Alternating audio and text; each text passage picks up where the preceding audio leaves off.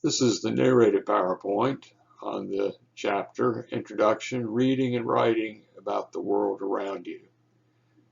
As we go through the book, we'll be reading a little bit of theory in the first section and then reading about some specific subjects in the second half of the book. And I'll be surveying you soon to see where your interests lie. We won't be able to quite get to all of them, but we'll get to most of the topics in the second part. And so this will give us some theory paired with some writing about specific subjects as you move closer to writing your two major writing assignments for this semester. And we'll also be doing some shorter writing assignments each week on the discussion board.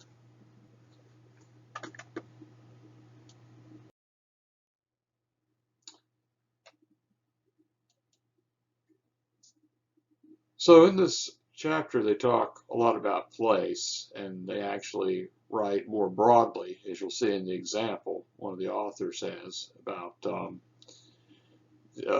university as places and how they may differ and how they may be alike in terms of their layout and design, especially of their buildings and landscape features.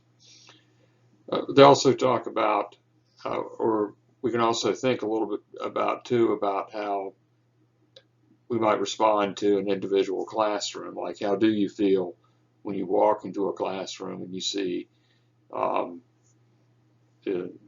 desks arranged, say, in a circle, or maybe groups of desks arranged together, maybe a half dozen or so in the room, versus all of the desks face towards the front of the room, or there's a blackboard and a podium for the professor to stand.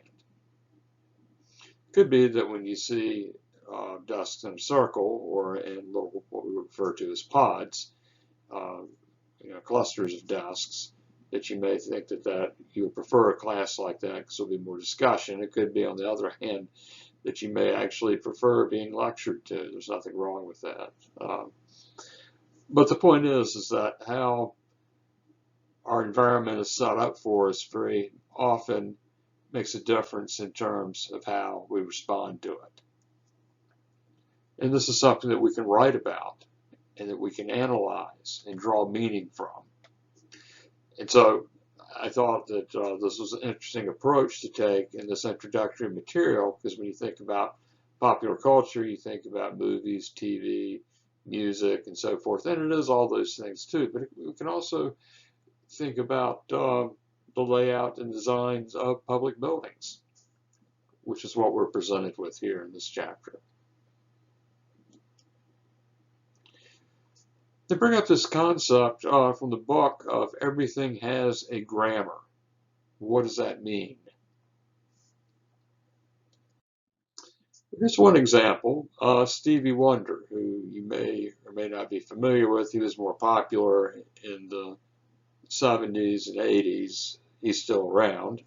He's still a working musician, but he's blind.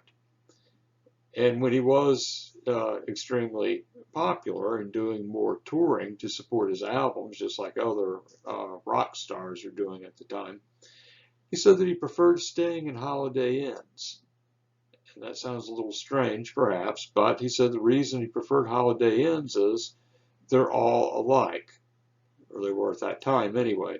That is, the bathroom is going to be in the same place, the beds are going to be in the same place, they'll be the same size, the towels are in the same place. And so that's what we mean by this place having a grammar, in the sense of having an order that we can more easily make meaning from. And that certainly parallels the idea of grammatical correctness, which helps us to read more clearly, as some of you were seeing with last week's discussion board assignment. We also have this idea that a lot of what we see is both intentional and unintentional. Today, there's a lot of controversy about Confederate monuments. Many have been torn down over the last year or so. Stone Mountain is still exists, but there's a lot of controversy as to what will be done about it. And you can see the young man there is leading a protest for, I believe it's for Black Lives Matter. But we have this idea of intentional versus unintentional effects that physical places may have upon us. I think probably a lot of white people in Georgia were surprised to learn that the Stone Mountain was originated as a place to memorialize the Confederacy by the Ku Klux Klan. And they may have been surprised that it started in 1917. That was part of what a lot of the controversy has been about.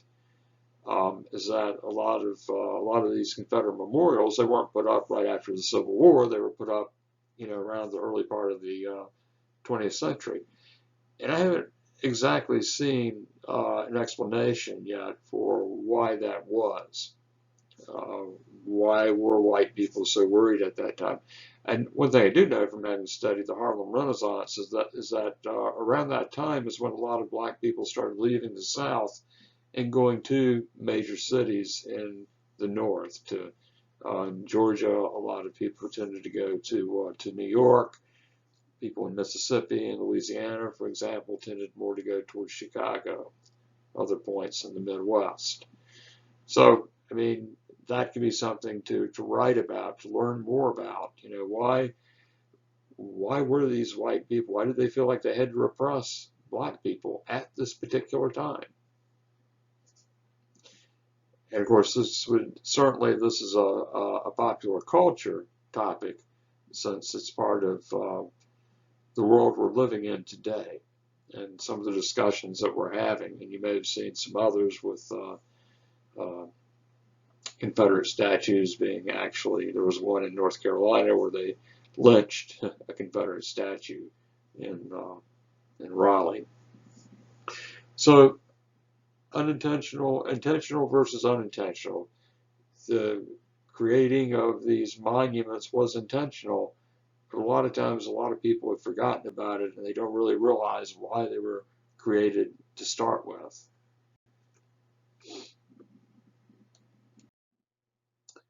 The book also mentions natural versus unnatural.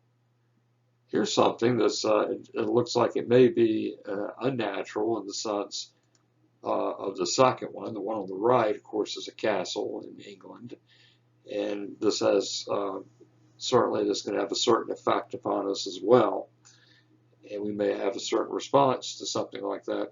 The one on the left is actually a natural occurrence. This is, I believe, it's limestone, and it's off the coast of Iceland. And I happened upon a series of photographs in the last year or so, and it's interesting because it looks like dragons or something, but it's not. It's a limestone formation. But again, these are parts of our world that we can have a certain response to. And of course, if we could actually go to this place off the coast of Iceland, we might go and we could go out and get closer to it and get a better idea what they're made out of and what they look like up close. We could do the same thing with Stone Mountain. We could go up and climb it or what have you, or get closer to it and see what that's like and how that affects us, how it makes us feel. So, and again, these are ideas to write about.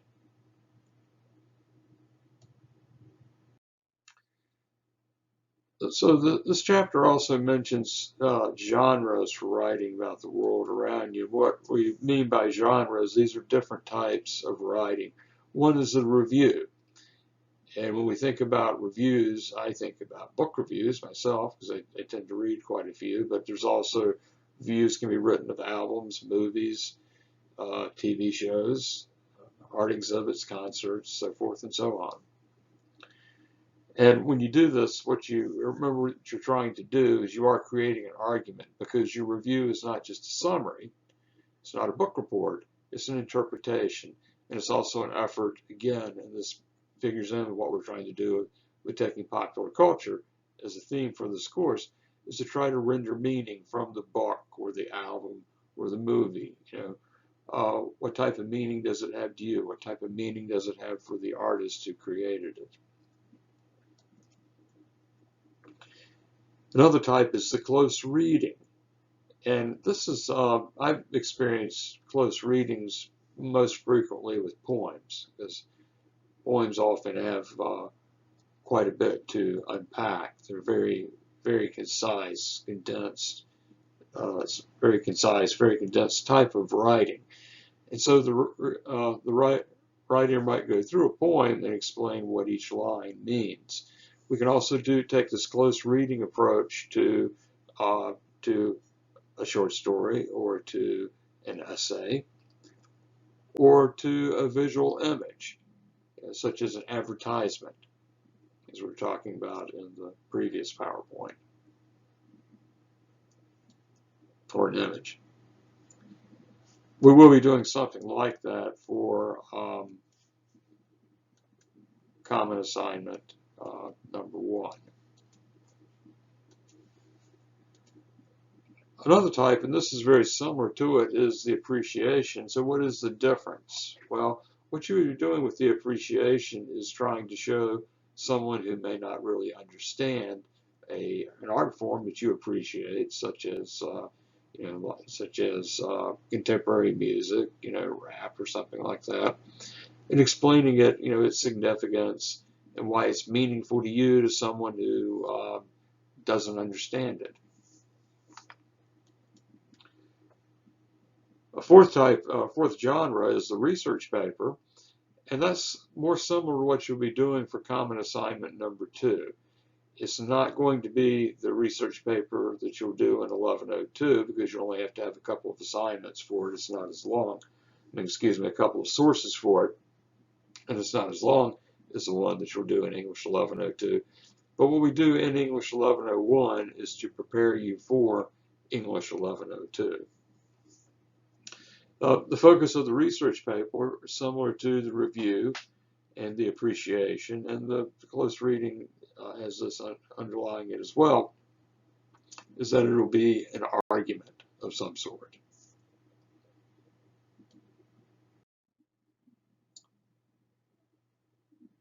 So, questions?